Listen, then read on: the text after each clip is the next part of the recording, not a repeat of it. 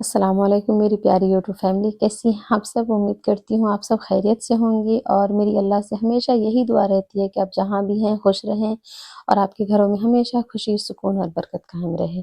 میری پیاری بہنوں، آج کا ویڈیو تھوڑا الگ ہے۔ آپ لوگوں نے اکثر میرے کچن کی ویڈیوز دیکھے ہوں گے، لیکن آج میں آپ کو لے چلوں گی ہمارے اسٹور روم سے باہر کھیتوں کی طرف، جہاں ہم اپنی سبزیاں لگواتے ہیں۔ آج صبح کو جب میں اسٹور روم گئی تو دیکھا پیازوں میں جڑ نکلنا شروع ہو گئے ہیں۔ پھر جب میری ہیلپر باجی آئیں تو میں نے ان کو بولا کہ آپ جڑ نکلے ہوئے پیازوں کو باہر کھیتوں میں لگا دیجیے، اور پھر ہم نکلے کھیتوں کی طرف جو ہمارے گھر کے پیچھے ہے۔ اب ہم جا رہے ہیں باہر جہاں ہماری سبزیاں لگائی جاتی ہیں۔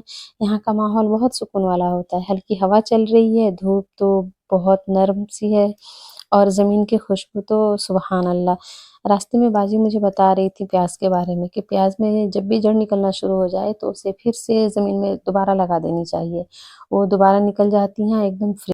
تو ہم آ گئے ہیں ہمارے کھیت کی طرف، اور آپ سامنے دیکھ سکتے ہیں یہاں بہت ساری سبزیاں لگی ہوئی ہیں، پر ابھی خاص پتہ نہیں چل رہا ہوگا آپ سب کو، کیونکہ ابھی صحیح سے نکلی نہیں ہے یہ۔ پر انشاءاللہ آگے کی ویڈیو میں ضرور آپ سب کو دکھاؤں گی کہ میں نے کیا کیا سبزیاں لگا رکھی ہیں۔ میں آپ سب کو بتا دوں کہ ہم بہت کم باہر سے خریدی ہوئی سبزیاں کھاتے ہیں، کیونکہ الحمدللہ ساری سبزیاں ہمارے کھیتوں میں ہی اگتی ہیں۔ ذرا دیکھیے دھوپ، مٹی، ہوا، ان سب پہ اللہ کی رحمت برس رہی ہے۔ پیاری بہنوں، یہ تھا میرا اسٹور روم سے پیچھے کھیت تک کا سفر۔ میں چاہتی تھی کہ آپ سب بھی دیکھیں ہم اپنی سبزیاں کہاں لگواتے ہیں۔ تو چلیے واپس کچن کی طرف، کیونکہ ابھی میں نے کھانا بھی بنانا ہے، اور کھانا بناتے ہوئے آپ سب سے آگے باتیں بھی ہوں گی۔ میں آپ سب کو ایک کہانی سناؤں گی، انشاءاللہ آپ سب کو بہت پسند آئے گا۔ تو چلیے آگے کی ویڈیو شروع کرتے ہیں۔ ایک گاؤں میں سکینہ نام کی ایک نہایت سادہ اور محنتی عورت رہتی تھی۔ گھر کی ذمہ داریاں بہت تھیں اور پریشانیاں بھی، لیکن اس کے اندر ایک چیز بہت مضبوط تھی، اس کا صبر اور اللہ پر بھروسہ۔ روز صبح وہ اپنے چھوٹے سے کھیت میں جاتی، مٹی کو ہاتھ میں لے کر کہتی، یا اللہ، مٹی بے جان ہے مگر تو اس میں جان ڈال دیتا ہے، بس اسی طرح میری زندگی میں بھی برکت ڈال دے۔ ایک دن اس نے دیکھا کہ اس کے کھیت کے بیچ میں ایک بہت بڑا پتھر پڑا ہوا ہے۔ اس نے سوچا جب تک یہ پتھر نہیں ہٹے گا بیج نہیں اگے گا۔ سکینہ نے پوری طاقت لگا کر پتھر کو ہٹانا چاہا، مگر پتھر ذرا سا بھی نہ ہلا۔ کئی بار کوشش کی اس نے، مگر ناکام رہی۔ تھک کر وہ مٹی پر بیٹھ گئی، آنسو آنکھوں میں بھر آئے۔ اس نے کہا، یا اللہ، میں اتنی کمزور کیوں ہوں؟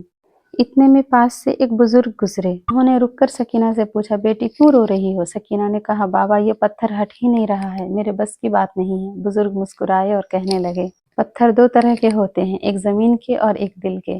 زمین والا پتھر ہاتھ سے ہٹتا ہے اور دل والا پتھر اللہ کے نام سے۔ پھر انہوں نے کہا، بیٹی، اگر نیت اچھی ہو اور دل میں امید ہو تو سب سے بڑا پتھر پہاڑ نہیں بنتا، راستہ بن جاتا ہے۔ انہوں نے سکینہ کے ساتھ مل کر تھوڑا تھوڑا پتھر ہٹانا شروع کیا۔ چند لمحوں بعد وہ پتھر ایک طرف ہو گیا۔ سکینہ حیران رہ گئی۔ بزرگ نے کہا، تم نے اکیلے ہٹانا چاہا، اس لیے نہیں ہوا۔ اللہ پاک کبھی اپنے بندوں کو اکیلا نہیں چھوڑتا، بس تم اپنے دل کا بوجھ اسے سونپ دو، راستے خود کھل جائیں گے۔ سکینہ نے بیج بوئے، پانی دیا، دعا کی، اور کچھ دنوں بعد اسی جگہ سے ایک خوبصورت پھول اگایا۔ وہ پھول کو دیکھ کر مسکرائی اور دل میں کہا، جس جگہ کبھی پتھر تھا آج وہی جگہ پھول لے آیا، میرے رب کی طاقت کیا ہی عظیم ہے۔ اس دن سے جب بھی سکینہ مشکل میں پڑتی وہ خود سے کہتی، پتھر چاہے کتنا بھی بڑا ہو، اللہ کے ساتھ ہو تو راستہ ضرور نکل آتا ہے۔ میری پیاری بہنیں، زندگی میں ہر مشکل پتھر نہیں ہوتی، بعض اوقات وہ ہماری آزمائش ہوتی ہے۔ اگر ہم صبر کریں، دعا کریں اور اللہ پر بھروسہ رکھیں تو وہی مشکل ایک دن پھول کی طرح خوشی بن کر سامنے آتی ہے۔ ہم میں سے ہر عورت، ہر لڑکی اپنی زندگی میں کسی نہ کسی مرحلے پر ٹوٹتی ہے، کبھی حالات کی وجہ سے، کبھی لوگوں کی باتوں سے، اور کبھی اپنے ہی گھر کے بوجھ سے۔ مگر یاد رکھیے، ٹوٹ جانا غلط نہیں، جڑ جانا ضروری ہے۔ صبر کا مطلب یہ نہیں ہے کہ آپ درد محسوس نہیں کرتی۔ صبر کا مطلب یہ ہے کہ میں رو رہی ہوں مگر اللہ سے دور نہیں جا رہی۔ صبر وہ پل ہے جو ہمیں مایوسی سے نکال کر امید تک لے جاتا ہے۔ لوگ اکثر کہتے ہیں صبر کرو، صبر کرو، مگر کوئی یہ نہیں بتاتا صبر کیسے آتا ہے۔ دیکھیے، صبر ایسے آتا ہے جب آپ کے پاس راستہ نہ ہو اور پھر بھی آپ اللہ سے امید رکھیں۔ جب لوگ آپ کو غلط سمجھیں اور آپ جواب دینے کے بجائے اللہ کے حوالے کر دیں۔ جب وقت سخت ہو جائے مگر آپ یقین نہ چھوڑیں کہ میرا رب مجھے ضائع نہیں کرے گا۔ بھروسہ یہ نہیں کہ جو میں چاہتی ہوں وہی ہو جائے، بلکہ بھروسہ یہ ہے کہ جو کچھ بھی ہو وہ اللہ کے فیصلے کے مطابق بہتر ہوگا۔ ہمارا اللہ کا وعدہ ہے، جو شخص مجھ پر بھروسہ کرتا ہے اس کے لیے میں کافی ہوں۔